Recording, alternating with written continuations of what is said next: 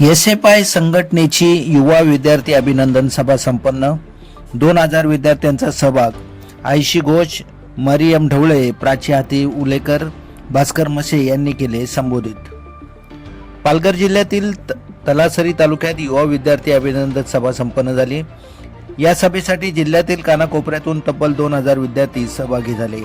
या सभेला एसएफआय अखिल भारतीय सहसचिव, जवाहरलाल नेहरू केंद्रीय विद्यापीठ विद्यार्थी संघटनेचे माजी अध्यक्ष, जंतर मंतर येथील जनशी आंदोलनातील लढाऊ नेत्या आयशी घोष, जनवादी महिला संघटनेच्या राष्ट्रीय उपाध्यक्ष मरियम ढवळे, जनवादी महिला संघटनेचे राज्य सरचिटणीस प्राची हातीवलेकर, एसएफआयचे राज्य उपाध्यक्ष व जिल्हाध्यक्ष भास्कर मसे आदी मान्यवरांनी सभेला मार्गदर्शन केले.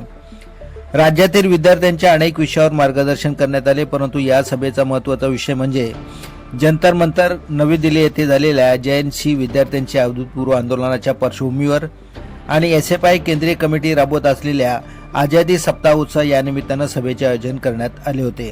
आम्ही लढलो, आम्ही जिंकलो, आता पुढे काय अशा विषयाला घेऊन आयशी घोष यांनी महत्त्वपूर्ण मार्गदर्शन केले.